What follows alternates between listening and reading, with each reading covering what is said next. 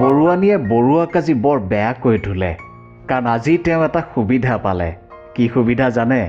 আজি বৰুৱানীৰ সৈতে ডক্টৰৰ ওচৰলৈ গৈছিল এটা হেল্থ চেকআপৰ বাবে। সকলো পৰীক্ষা নিৰীক্ষা কৰি ডক্টৰে যি ক'লে তাত বৰুৱানীৰ যথেষ্ট খং উঠিল।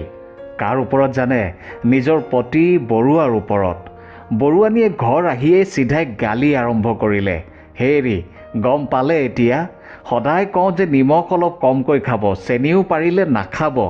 নাই, নোৱাৰে, জিভাখন নিয়ন্ত্ৰণ কৰিবই নোৱাৰে। নিমখ নহ'লে খঙত একেবাৰে ভৰভৰাই থাকে। কি হে এইবোৰ কি ৰান্ধিছাহে? নিমখ চিমখ নাই। আৰে চাহকাপত দেখোন মিঠাই নাই। বোলো ৰসগোল্লাটো আছে কাৰণেহে চাহকাপত চেনি দিয়া নাই। বাপৰে কি যে খং! এতিয়া পাইছে বাপেকে মজাটো। ঘৰত একেবাৰে ৰজাৰ দৰে থকা বৰুৱা আজি কিন্তু বৰুৱানীৰ গালি খপনি খাই প্ৰজাৰ দৰে বহি আছে। আজি বৰুৱানীয়ে যেনেকৈ যি দিয়ে তেনেকৈ খাব। এতিয়া কথাটো হ'ল যে ডক্টৰে নিমখ আৰু চেনিৰ বিষয়ে কি এনে কথা ক'লে যাৰ বাবে বৰুৱানীয়ে বৰুৱাক এক প্ৰকাৰ তোলা ধুনা দিলে। হয় প্ৰিয় দৰ্শক, আজি আমি কথা পাতিম নিমখ আৰু চেনিৰ বিষয়ে, যি দুটা বস্তু আমাৰ শৰীৰৰ বাবে অতি প্ৰয়োজনীয়। কিন্তু প্ৰয়োজনতকৈ বেছি হ'লে ই আমাৰ শৰীৰত নানা ৰোগৰ সৃষ্টি কৰিব পাৰে।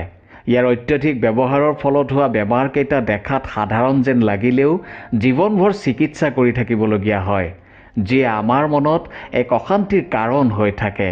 সেয়েহে আপোনাৰ মোৰ মনৰ অশান্তি দূৰ কৰাৰ বাবে আমি আলোচনা কৰিম নিমখ আৰু চেনি আমাৰ শৰীৰৰ বাবে কিয় প্ৰয়োজনীয়, কেনেকৈ কি পৰিমাণত ইয়াক ব্যৱহাৰ কৰিব লাগে।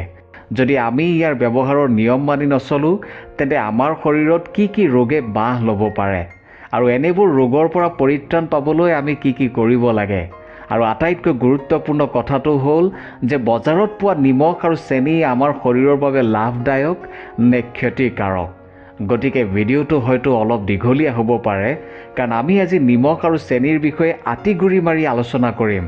আশা কৰোঁ আপোনাৰ সুস্বাস্থ্যৰ বাবে ভিডিঅ'টোত কোৱা কথাখিনি আপুনি নিশ্চয় মনোযোগেৰে শুনিব। আপুনি মোৰ চেনেলটোত নতুনকৈ আহিছে যদি তেন্তে চেনেলটো ছাবস্ক্ৰাইব কৰি কাষত থকা বেল আইকনটো দবাই দিব, আৰু ভিডিঅ'টো এটা লাইক আৰু শ্বেয়াৰ নিশ্চয় কৰিব। প্ৰথমে আমি কথা পাতিম নিমখৰ বিষয়ে। আপুনি জানি আচৰিত হ'ব যে আমাৰ শৰীৰৰ পৰা ওলোৱা ৰসসমূহত নিমখ থাকে। সুখৰ চকুলোতো নিমখ থাকে, দুখৰ চকুলোতো নিমখ থাকে। নিমখ মানে দুখ, তেজতো নিমখ থাকে, হৃদয়তো নিমখ থাকে, যাৰ বাবে হৃদৰোগীসকলক নিমখ খাবলৈ মানা কৰে। নিমখ আমাৰ শৰীৰৰ বাবে এটা অতি দৰকাৰী উপাদান।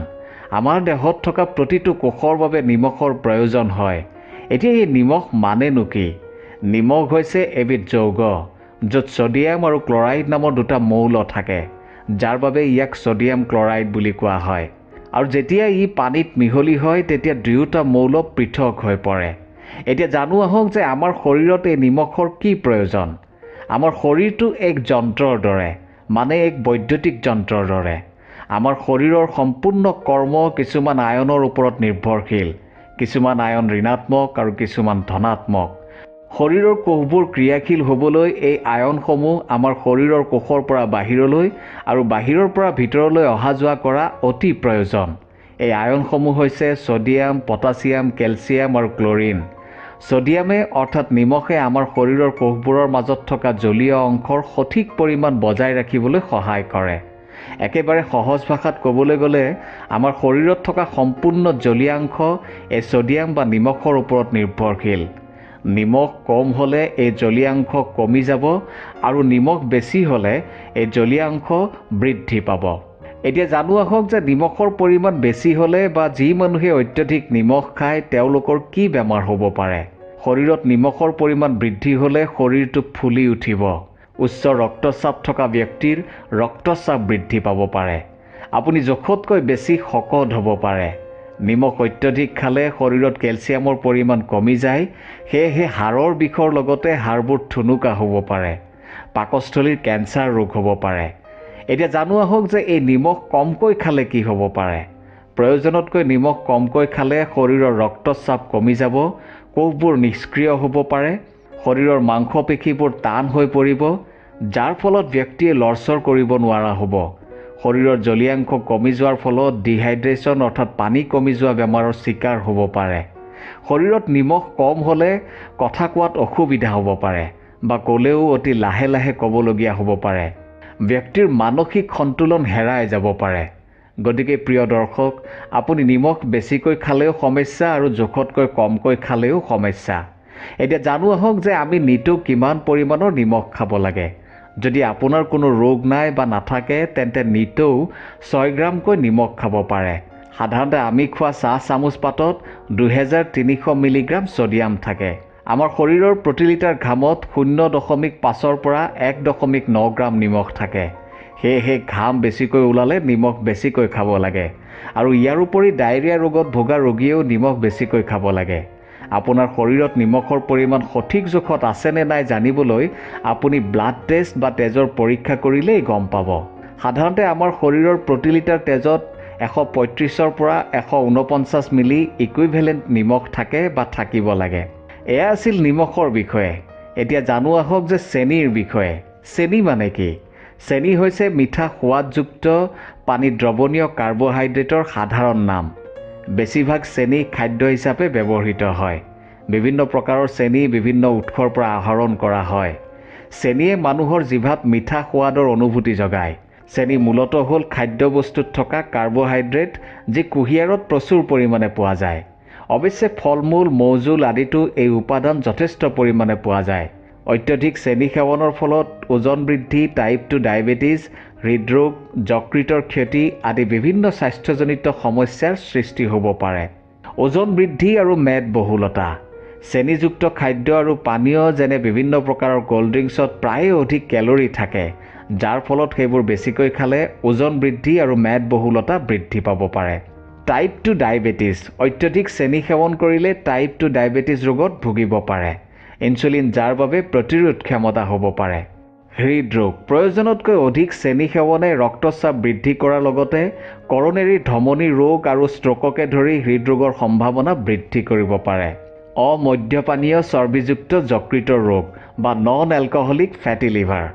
অত্যধিক চেনি সেৱনে যকৃতত অৰ্থাৎ লিভাৰত অতিৰিক্ত বোজা দিব পাৰে, যাৰ ফলত চৰ্বি জমা হ'ব পাৰে আৰু যকৃতৰ ক্ষতি হোৱাৰ সম্ভাৱনা থাকে। উচ্চ ট্ৰাইগ্লিচাৰাইড। অধিক চেনি সেৱনৰ ফলত তেজত থকা এক প্ৰকাৰৰ চৰ্বিৰ ট্ৰাইগ্লিচাৰাইডৰ মাত্ৰা বৃদ্ধি পাব পাৰে, যিটো হৃদৰোগৰ বাবে এক বিপদজনক কাৰক। মুখগহ্বৰ আৰু দন্ত সমস্যা। চেনি হ'ল মুখত বেক্টেৰিয়াৰ খাদ্যৰ উৎস, যিয়ে এচিড উৎপন্ন কৰে, যিয়ে দাঁতৰ এনামেল বা আলু খহাই পেলায়, যাৰ ফলত দাঁতৰ গহ্বৰ আৰু অন্যান্য দাঁতৰ সমস্যাৰ সৃষ্টি হয়। বৃক্কৰ ক্ষতি। দীৰ্ঘদিনীয়াভাৱে তেজৰ চেনিৰ মাত্ৰা অধিক হ'লে আপোনাৰ বৃক্কৰ সূক্ষ্ম ফিল্টাৰিং ব্যৱস্থাৰ ক্ষতি হ'ব পাৰে। প্ৰদাহ। অতিৰিক্ত চেনি সেৱনে শৰীৰত প্ৰদাহ বৃদ্ধি কৰিব পাৰে, যিটো বিভিন্ন ৰোগৰ বিপদজনক কাৰক। মানসিক স্বাস্থ্য। কিছুমান গৱেষণাত পোৱা গৈছে যে অধিক চেনি সেৱনৰ সৈতে উদ্বেগ আৰু হতাশাৰ সম্ভাৱনা বৃদ্ধি পোৱাৰ সম্পৰ্ক আছে। ছালৰ সমস্যা। অতিৰিক্ত চেনিয়ে ব্ৰণ বা শালমইনা আৰু অন্যান্য ছালৰ সমস্যাত অৰিহণা যোগাব পাৰে। অকাল বয়স বৃদ্ধি। চেনিয়ে ছাল গঠন কৰা প্ৰ'টিন কোলাজেনৰ সৈতে বান্ধ খাব পাৰে, যাৰ ফলত বলিৰেখা বা বয়স বৃদ্ধিৰ অন্যান্য লক্ষণে দেখা দিয়ে। প্ৰতিৰোধ ক্ষমতা হ্ৰাস। অধিক চেনি সেৱনে ৰোগ প্ৰতিৰোধ ক্ষমতা দমন কৰিব পাৰে, যাৰ ফলত মানুহৰ শৰীৰ সংক্ৰমণৰ প্ৰতি অধিক সহজলভ্য হৈ পৰে। এতিয়া জানো আহক যে জোখতকৈ বা প্ৰয়োজনতকৈ কম চেনি খালে আমাৰ শৰীৰত কি প্ৰভাৱ পৰে। হতাশ মেজাজ। যদি মানুহে খোৱা খাদ্যৰ পৰা চেনি কৰ্তন কৰে তেন্তে নিৰাশ অনুভৱ কৰিব পাৰে। ইয়াৰ কাৰণ আংশিকভাৱে ডপামিনৰ মুক্তি হ্ৰাস পোৱা। উদ্বেগ। মনৰ উদ্বেগৰ লগত নাৰ্ভাছ আদি বাঢ়িব পাৰে। অস্থিৰতা, খিংখিঙীয়া আদিও থাকিব পাৰে। আপোনাৰ ধৈৰ্য শক্তি কম হ'ব পাৰে আৰু অনুভৱ কৰিব পাৰে। টোপনিৰ ধৰণৰ পৰিৱৰ্তন। আপোনাৰ টোপনিৰ ধৰণৰ পৰিৱৰ্তন হ'ব পাৰে। টোপনিত খেলিমেলি হ'ব পাৰে, টোপনিৰ সময়ত চিন্তা আদি হ'ব পাৰে। জ্ঞানমূলক সমস্যা। যেতিয়া আপুনি চেনি এৰি দিয়ে তেতিয়া আপুনি কোনো জ্ঞানমূলক কামত মনোনিৱেশ কৰাত অসুবিধা পাব পাৰে আৰু কামত মনোনিৱেশ কৰাটো কঠিন হৈ পৰিব পাৰে। আপুনি চেনিৰ পৰিৱৰ্তে অন্য খাদ্যৰ সন্ধানত থাকিব পাৰে, যিটো হয়তো আপোনাৰ শৰীৰৰ বাবে হানিকাৰক হ'ব পাৰে। এতিয়া জানো আহক যে আমাৰ শৰীৰৰ তেজত ছুগাৰ বা চেনি কিমান থাকিব লাগে। খালী পেটত এই চেনি বা চুগাৰ লেভেল আমাৰ শৰীৰত 100 মিলিগ্ৰামৰ তলত থাকিব লাগে।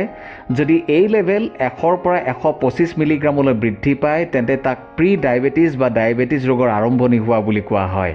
ফাষ্টিঙৰ এঘণ্টা পিছত বা কিবা এটা খাই উঠি যদি আপুনি টেষ্ট কৰে আৰু আপোনাৰ চুগাৰ লেভেল যদি 140তকৈ কম হয় তেন্তে আপোনাৰ তেজৰ চুগাৰ লেভেল ঠিকেই আছে। আৰু যদি তাতকৈ বেছি হয় তেন্তে আপুনি ডাক্তৰৰ পৰামৰ্শ লোৱাটো অতি প্ৰয়োজন। প্ৰিয় দৰ্শক, এতিয়া জানো আহক যে আজিৰ ভিডিঅ'টোৰ আটাইতকৈ গুৰুত্বপূৰ্ণ কথাটো।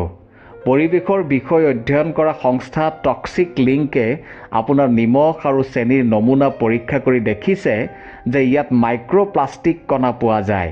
অৰ্থাৎ বজাৰত আমি যি নিমখ আৰু চেনি দেখিবলৈ পাওঁ সেই নিমখত প্লাষ্টিকৰ সূক্ষ্ম সূক্ষ্ম কণা থাকে, যি আমাৰ শৰীৰৰ কাৰণে অতিকৈ ক্ষতিকাৰক। কিছুমান কোম্পানীয়ে নিমখত আয়ডিন থাকে বুলি প্ৰচাৰ চলাই সাধাৰণ মানুহক মূৰ্খ সজাই আছে। বজাৰত পোৱা চেনিত কোনো নিউট্ৰিশ্যন ভেলু নাথাকে বা কোনো পোষক তত্ত্ব নাথাকে, কাৰণ এই চেনি ৰাসায়নিক প্ৰক্ৰিয়াৰে তৈয়াৰ কৰা হয়, যি আমাৰ শৰীৰৰ বাবে অত্যন্ত হানিকাৰক। এতিয়া কথাটো হ'ল যে বিশুদ্ধ চেনি আৰু নিমখ আমি ক'ত পাম? বজাৰত পোৱা নিমখ আৰু চেনিয়েই আমি খাব লাগিব।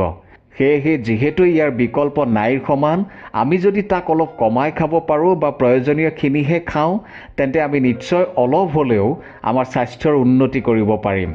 গতিকে আমি আগতেই উল্লেখ কৰা মাৰাত্মক ৰোগসমূহৰ পৰা নিজকে বচাই ৰাখিবলৈ হ'লে আমি নিজেই অলপ সাৱধান হৈ চলিব লাগিব। ইয়াৰ অন্য কোনো উপায় নাই। আপুনি কি ভাবে? বৰুৱাই এতিয়া বৰুৱানীয়ে কোৱা মতেই কাম কৰে, মানে তেওঁ নিমখ আৰু চেনি যেনেকৈ খাবলৈ কয় তেনেকৈ খায়। এতিয়া আপুনি কেনেকৈ খায়? আপোনাৰ মতামত নিশ্চয় জনাব। ধন্যবাদ।